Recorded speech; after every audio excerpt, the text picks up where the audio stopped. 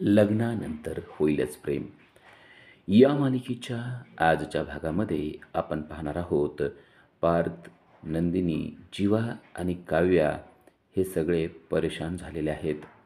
कारण मानिनी रडत आहे. मानिनी डिवोर्सबद्दल बोलत आहे. मुलांनी डिवोर्स घेतलेला आहे आणि आपल्याला एकही गोष्ट सांगितली नाही आणि ती गोष्ट आपल्याला बाहेरून समजते. या गोष्टीमुळं त्या पुरत्या हवालदिल झालेल्या आहेत. हे सगळं ऐकून चौघांच्याही पायाखालची जमीनच सरकलेली आहे. आईबाबांना ही गोष्ट अशा पद्धतीनं कळायला नको होती असं त्यांना वाटत होतं. पण आता ही गोष्ट कळलेली आहे असंच त्यांना वाटत असतं. मानिनी रडत असते आणि म्हणत असते, मुलांनी असा निर्णय घ्यायला नाही पाहिजे होता. पण आता हा निर्णय तर घेऊन झालेला आहे. चौघीही आईला कसं समजावून सांगावं याचाच विचार करत असतात. आणि तेव्हाच मानिनी म्हणते की मला ना माझ्या बहिणीच्या मुलाचं अजिबात पटलेलं नाही आहे. तेव्हा पार्थ म्हणतो, म्हणजे काय झालं आहे? तर काव्य विचारते, बहिणीच्या मुलाचं पटलेलं नाही आहे म्हणजे नक्की काय झालं आहे आणि त्यांनी तुम्हाला डिवोर्सबद्दल कसं काय सांगितलं? तेव्हा मानिनी सांगते की अपेक्षा आणि आनंद म्हणजेच तिच्या बहिणीची मुलं आणि तिची सून हे डिवोर्स घेत आहेत. हे ऐकल्यावर चौघांनाही थोडासा सुखद धक्काच बसतो. म्हणजे आपल्या डिवोर्सविषयी आईला काहीच कळलेलं नाही आहे हे आता त्यांना कळतं आणि ते सुटकेचा निश्वास टाकतात. बरं झालं, आईला आता काहीच माहीत नाही आहे. आता आई जी रडते ते अपेक्षा आणि आनंद यांनी घेतलेल्या डिवोर्समुळं रडते हे आता त्यांना समजलेलं असतं. जीवा म्हणतो, म्हणजे तू हे सगळं रडतेस ते त्यांच्यासाठी रडतेस का? तेव्हा ते म्हणते, हो. मग त्यांच्यासाठी रडलं नाही पाहिजे का? जेव्हा म्हणतो, तसं नाही, बरोबर आहे. पण मला वाटलं की तेव्हा वडील म्हणतात, तुला वाटलं? तुला काय वाटलं? म्हणजे तुला अजून काय वाटण्यासारखं घडलं आहे का? तेव्हा जीवा काहीच बोलत नाही. एकतर मानिनी रडत असते आणि विक्रम तिला समजावून सांगण्याचा प्रयत्न करत असतो. चौघेही एकमेकाच्या तोंडाकडं पाहत राहतात. बरं झालं, आपलं आता काहीच कळलेलं नाही आहे आणि आता आपण काहीच सांगायलाच नको अशा आविर्भावात ते चौघेही एकमेकाकडे पाहत असतात. पण मानिनीचा मुद्दा अजून संपलेला नसतो. मानिनी म्हणते, खरंच आजकालची मुलं आहेत ना खूपच वेगळ्या मातीची बनलेली आहेत. फक्त 6च महिने झाले होते लग्नाला आणि आता त्यांना डिवोर्स पाहिजे आहे. 6 महिन्यात त्यांना एकमेकाविषयी काय कळलं, किती समजलं, एकमेकाचे स्वभाव किती जाणून घेतले. यांना जर का हे करायचंच नव्हतं तर लग्न तरी कशाला करतात आणि लग्नाचा खेळ तरी कशाला मांडतात? लग्न म्हणजे काय फक्त त्यांनी एकमेकांमध्ये केलेलं असतं का? लग्न हे अख्ख्या घराबरोबर केलेलं असतं. घरातल्या देखील व्यक्तींचा त्याच्यावर जीव लागलेला असतो. ही गोष्ट त्या दोघांना का समजली नसेल? आता माझ्या बहिणीला या गोष्टीचा किती त्रास होत असेल. मला स्वतःला या गोष्टीचा इतका त्रास होतोय म्हणल्यानंतर तिला तर किती वाईट वाटत असेल. आनंद आणि अपेक्षा यांनी काही चांगलं केलेलं नाही आहे असं ती बोलत असते. नंदिनी तिला समजावून सांगण्याचा प्रयत्न करत असते. जे झाले ते आता होऊन गेलेलं आहे. तुम्ही मात्र रडू नका आणि गोष्ट मनाला लावून घेऊ नका. चला आपण तुमच्या रूममध्ये जाऊया. तिथं जाऊन तुम्ही थोडासा आराम करा, तुम्हाला बरं वाटेल असं म्हणून नंदिनीने मानिनीचा हात धरून ती तिला तिच्या रूममध्ये घेऊन जाते. मानिनी, नंदिनी आणि बरोबर काव्य देखील असते. पार्थ आणि जीवा मात्र बाहेरच थांबलेले असतात. वडील त्यांना समजावून सांगत असतात की हे असं होतं. जर का चुकीच्या वेळी चुकीचे निर्णय घेतले ना की त्याचा त्रास प्रत्येक व्यक्तीला भोगावा लागतो. आता आनंद आणि अपेक्षा यांनी घेतलेल्या निर्णयाचा त्रास त्या सर्वांना तर होतोयच, पण आम्हा दोघाला देखील होतोय.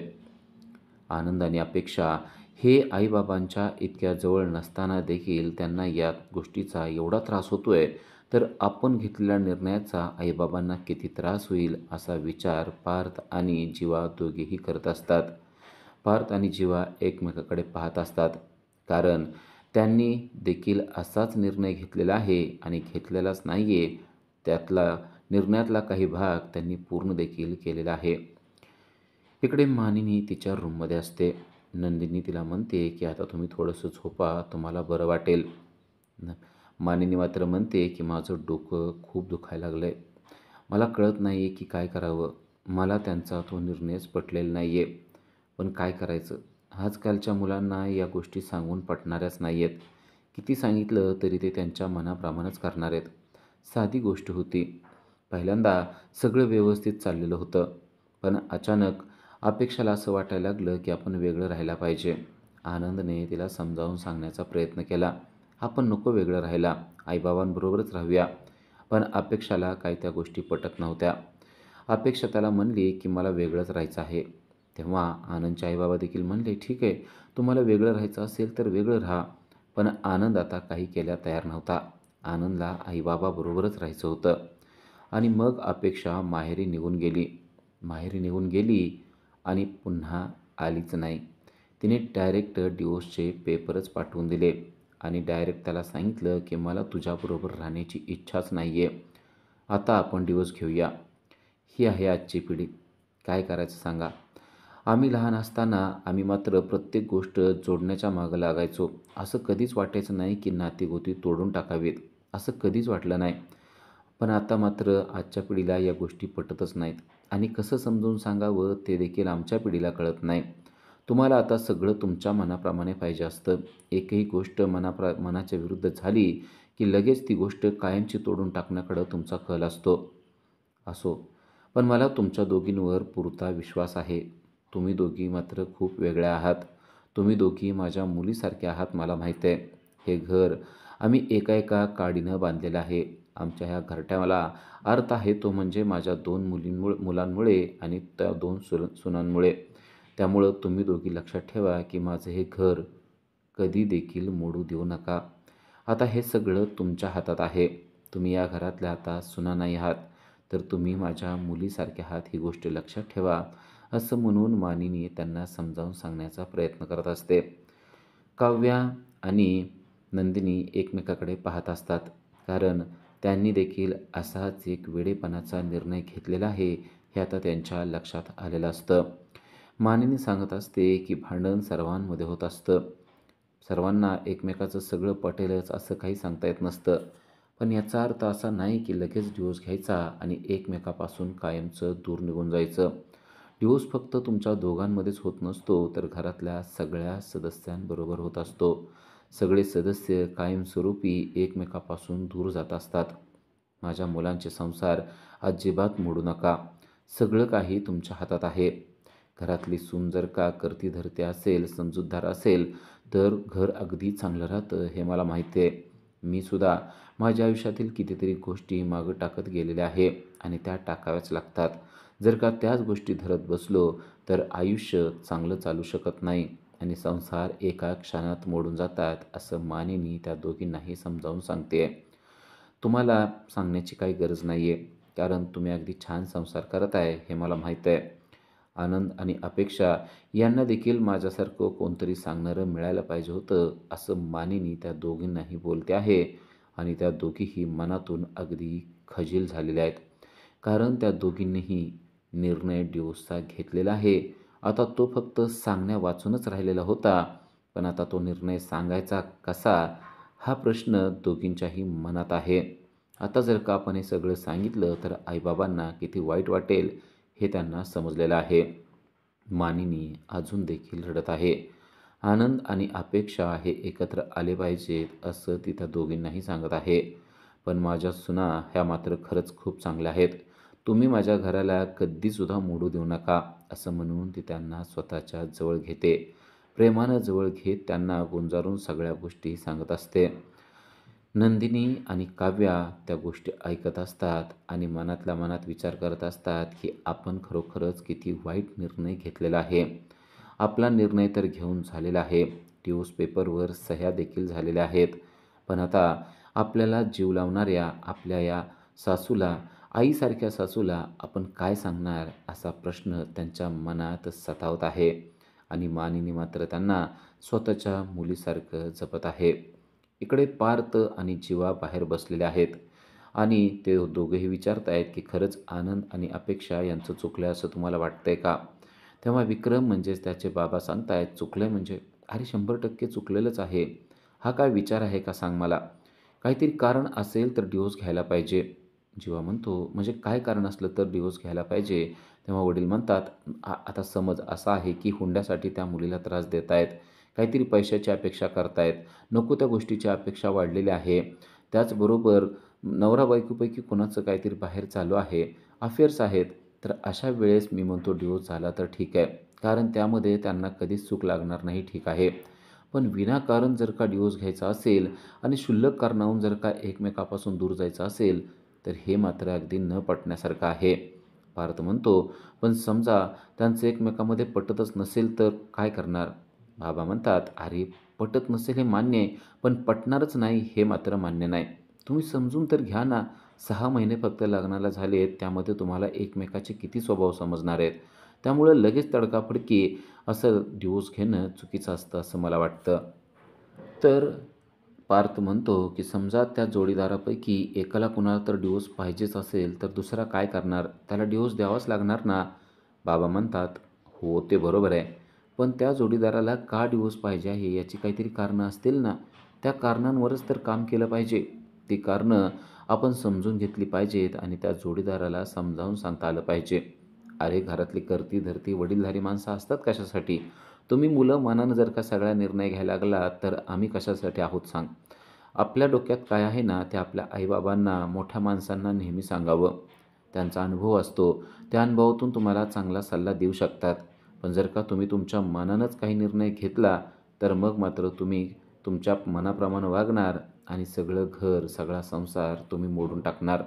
त्यामुळं अगोदर जर का वाईट गोष्ट काही घडत असेल असं वाटत असेल, तर घरच्यांचा सल्ला घेणं गरजेचं असतं, असं बाबा सांगत असतात. इकडं पार्थ आणि जीवा मात्र एकमेकाच्या तोंडाकडेच पाहत असतात. कारण त्यांनी आई-बाबांचा विचार न करता एक महत्त्वाचा निर्णय घेऊन टाकलेला आहे आणि आता त्यांना त्या गोष्टीचा पश्चाताप होताना आपल्याला पाहायला मिळतोय. तेव्हा जीवा म्हणतो, की समजा कदाचित त्यांचं लग्नच अशा सिच्युएशनमध्ये झालं असेल, की त्यांना ते नको असेल आणि आता त्यांना ते टिकवणं कठीण जात असेल तर? तेव्हा बाबा म्हणतात, "हो, असं देखील होऊ शकतं. त्यांना ते लग्न टिकवणं कठीण होऊ शकतं." "अरे, तुमचं देखील लग्न तसंच झालं आहे ना. मग काय तुम्ही संसार करायचा सोडून दिला? तुम्ही डिव्होर्स घेतला. तुम्ही करतायतच ना संसार. तुमचं पण पटत नाहीच की. मग काय तुम्ही संसार मोडायच्या गोष्टी केल्यात का? आणि आम्ही तो मोडू देईल का?" असं बाबा बोलतात. तेव्हा तर पार्थ आणि जीवा यांच्या पायाखालची जमीनच सरकते.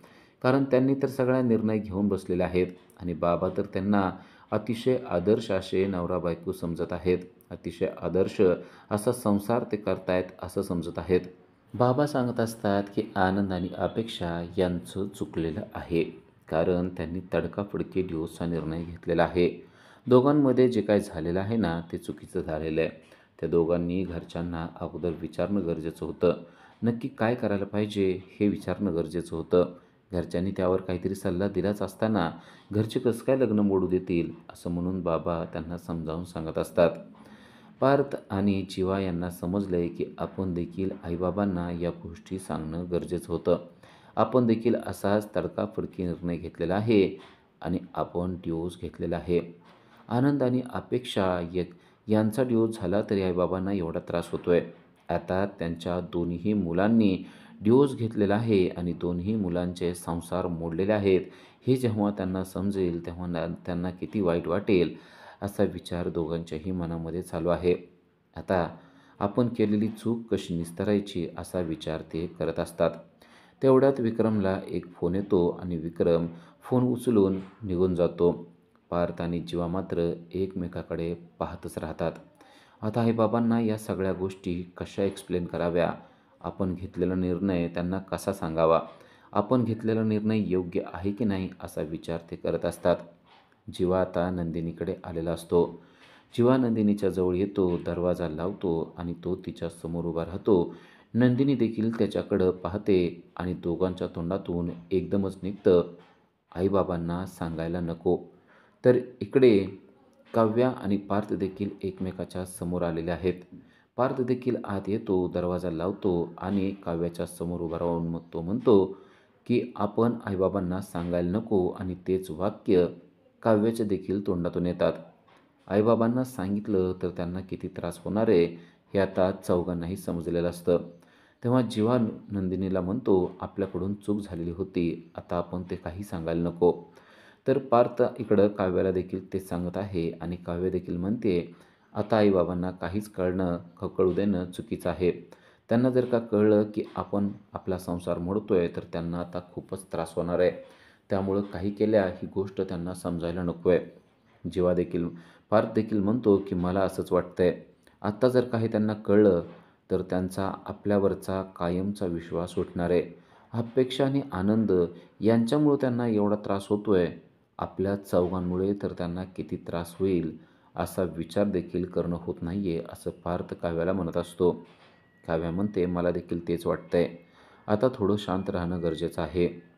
तर इकडे नंदिनी देखील जीवाला तेच सांगत असते, आता आपण थोडं शांत राहूया. मला वाटत होतं की सगळ्या गोष्टी सॉर्ट आउट होतील. आपण आजच्या आज हे सगळं सांगूया. पण आज काहीच बोलायला नको. नव्हे, आत्ता काहीच बोलायला नको. जरा त्यांना व्यवस्थित होऊ द्या. त्यानंतर आपण ह्या सगळ्या गोष्टी सांगूया, असं ती जीवाला म्हणते. जीवा देखील म्हणतो, अगदी माझ्या मनातली गोष्ट तू बोललेली आहेस. आई-बाबांना आत्ता काहीतरी सांगणं खूपच चुकीचं आहे. कारण ते खूपच दुखावले गेलेले आहेत आणि त्यांना जर का आत्ता आपण या गोष्टी सांगितल्या, तर काय रिॲक्ट करतील सांगता येत नाही. त्या गोष्टीचा किती मोठा धक्का त्यांना बसेल काही सांगता येत नाही आणि यामुळं त्यांच्या हेल्थवर देखील परिणाम होऊ शकतो. त्यामुळं आत्ता शांत राहणं हाच पर्याय आहे, असं नंदिनीने जीवाला देखील सांगितलेलं असतं आणि जीवाला देखील ते सगळं मान्य झालेलं असतं. जीवा आणि नंदिनी एकमेकाशी बोलत असतात, तर तिकडे काव्या आणि पार्थ देखील याच विषयावर एकमेकांशी बोलत असतात. त्यांनी देखील ठरवलेलं असतं की आता काहीच सांगायचं नाही. तेवढ्यात जीवाच्या हातातला टॉवेल तो बेडवर टाकतो आणि नंदिनी लगेच त्याच्या अंगावर जात म्हणते, ही असलीच गोष्ट मला तुमची पटत नाही. केला का पसारा सुरू? तर जीवा म्हणतो, हो केला. मग काय झालं? मला पसारा आवडतो मी सांगितलंय ना, असं म्हणून आसपासचे 4-5 कपडे उचलून तो परत एकदा बेडवर टाकतो आणि म्हणतो, बास. आता मी ठरवलंय की पसाऱ्यामध्येच राहायचं. तर ती म्हणते, मी ठरवलंय की पसारा होऊच द्यायचा नाही. तो म्हणतो, तुम्ही चकाचक बाई आहात, मी नाही आहे. मला पसारा आवडतो, मी पसारा करणार. तर ती म्हणते, हो, तुम्ही पसारेवाले आहात, मी चकाचक बाई आहे ना, तर मला सगळं घर चकाचक लागतं. असं म्हणून त्यांच्यामध्ये गोड भांडणाला सुरुवात झालेली आहे. त्या गोड भांडणामुळे ते दोघेही एकमेकाच्या जवळ आलेलेच आपल्याला पाहायला मिळत आहेत. इकडे काव्या आणि पार्थ एकमेकाशी बोलत असतात. ते देखील याच गोष्टीवर आता ठाम झालेले आहेत की सगळी सिच्युएशन आत्ता आपल्या हातातून निसटलेली आहे आणि आता कोणालाच काही सांगणं योग्य नाही आहे.